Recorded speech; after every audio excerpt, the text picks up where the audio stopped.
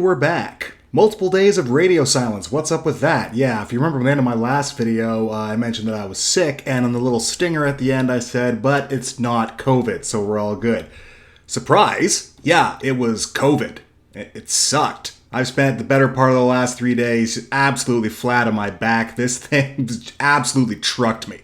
Not enjoyable at all. Can't recommend it. Go ahead and avoid it if you can. I'm by no means in tip-top shape just yet, but I want to get back in the saddle, so here I am. In the meantime, we've had the Jays splitting the last couple games in Chicago so as to not get swept. Hooray! A day off, and then a 3-game set starting tonight in Milwaukee against the Brewers. And I'm happy to report, Jays win 9-4 in the first of a 3-game set against said Milwaukee Brewers in Milwaukee. The offense got it going early and sat on it with no difficulty for the rest of the game, with my man Alek Manoah cruising for the whole game, really. Not even looking like his vintage self. He had some control issues. He didn't seem to have that same kind of swagger that he always usually has. But he's Alek Manoah, so he's good for 6+ innings of 1 or 2 run ball. He's an ace, y'all. That's what aces do, and Alek did it again. The big hit was the Matt Chapman bases clearing double to get the Blue Jays a 3-0 lead that they would never relinquish, but you can't... Alejandro Kirk. 3 singles and a laser beam with a frozen rope to left field for a 2-run home run later on when the game was all but salted away already, just to, put the finishing touches on it. This guy, man, I mean, he just doesn't look like a guy who should be this good, but he's just this good, man. He's 23. He's a catcher. He's not hurt, hopefully. It would just be a little bit too fitting for this Blue Jays season so far to have Alejandro Kirk at the height of his powers, destroying everything, being so valuable, and then catching a Jonathan Davis backswing on the hand to miss significant time. That would, yeah. X-rays were negative, so hopefully, he doesn't miss too much time. They were opining that maybe he could just DH for the next couple days and you keep Moreno in there as your catcher for the next guy. I don't know. You can't speculate on these things. Not a broken bone in his fingers. That's what we're looking for here, right? Yeah, hand bones when they break, that's a pain in the ass. That takes a long time. Anyway, Kirk is great. The offense in general was great in the absence of George Springer, who continues to have, I think, an elbow thing. They're talking about he might play in this series. I don't even know. He's not in the IL. That's good news.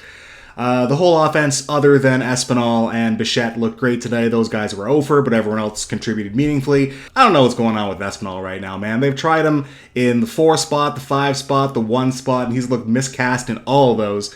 But when he goes down to the 7th or the 8th spot, he absolutely rakes. Well, maybe when George comes back, maybe that's something you do. You put him back down in the 7th or the 8th spot, elevate Lourdes. He's hitting well enough that maybe you want to give him some more RBI opportunities. I don't know. But right now, Santiago's in a bit of a doldrums right now. Bo is just having the hot, cold season. I mean, it kind of feels like he's always like this, where it's not even at-bat to at-bat, or it's in the same at-bat, he'll look terrible and then crank a home run. And then he'll have games where he'll have 3 singles, but have been flailing away at garbage at the same time.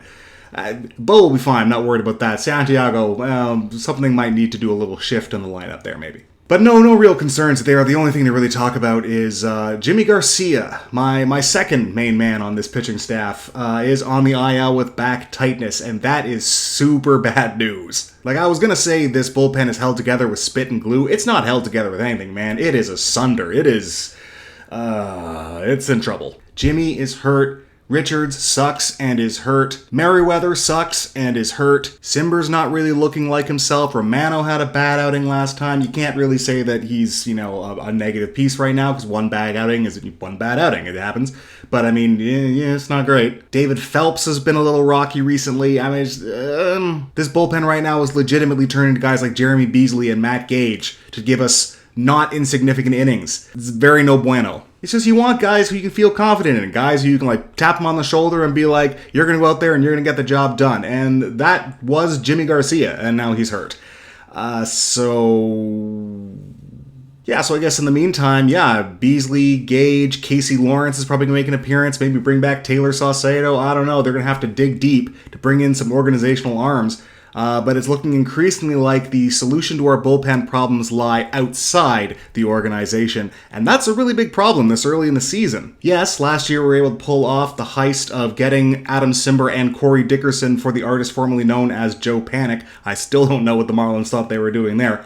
But that's not going to happen this time around, I bet. We had to pay a much higher price to get Richards. We had to pay Rowdy Tellez, who is now an everyday player for the Milwaukee Brewers. Now, he wouldn't have been an everyday player for us, which is one of the reasons why he was expendable, but still. Our biggest trade assets that we could move right now are either minor league pieces, which we're relatively loath to do, or one of our prize catchers that we have in our roster. We have maybe one too many very good catchers, but you don't want to trade them for relief pitching, my goodness. And this early in the season, there's still a lot of teams that can consider themselves in it that don't want to throw in the towel just yet. I mean, yeah, people like the Tigers or the Reds or somebody, maybe coerce them into giving you somebody, but for the most part, no, a lot of teams still believe that they could make a run at this thing, especially with the extra playoff spots. So prices are going to be very, very high right now. So I would bet this is just kind of a gut-it-out type of situation. You ask the starters to really dig deep and go late in the game because you don't want to have to give guys like Beasley and Gage multiple innings if you can help it. And until guys like Cimber and Romano figure it out and Garcia comes back, I just gotta kind of cross your fingers, I guess? Boy, that sounds terrible to say. So I'm saying this is a great opportunity for the offense to be doing what it's doing, which is putting up 7, 8, 9 runs a game like it has been for the last 5 games. This is great. We need this. We need all of these runs. And as we saw in Chicago, sometimes we need all of these runs plus one more. By the way, the game that I missed in Chicago, that Doug Eddings game, man. What the hell was that?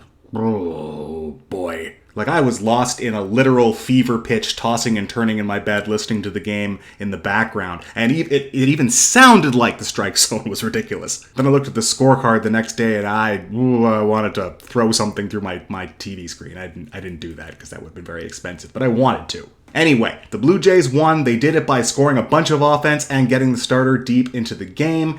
That's got to be the formula for the next little while because the bullpen right now, I'm willing to bet, does not have it. And even some of the reinforcements that we might have counted on coming in to save the day for the bullpen won't be. Nate Pearson, hurt again. Shocker. And unless we're talking about rushing guys like Tiedemann or Zulueta, no, we don't want to do that at all. We're just kind of running out of the tweener arms that we've been depending on. Are we really leaning on Trent Thornton? Is that really where we are? Is this the darkest timeline? All that, and I have COVID. This right here is some bullshit. Anyway, I'm still pretty sick, so I think I'm going to call it right there. Thank you very much for watching this video and this channel, and for sticking with me through the radio silence as I tried to sweat out my... it's pretty gross. I don't want to describe it. Tomorrow afternoon, it is Mr. Coinflip himself, Yusei Kikuchi. It'd be nice if it wasn't Tails this time. We'll see what he can do against a National League opponent that maybe doesn't know him that well, and maybe he can sneak one by him. I don't know. I'm trying to be optimistic. We will see you tomorrow afternoon for the second of this 3-game series. See you then.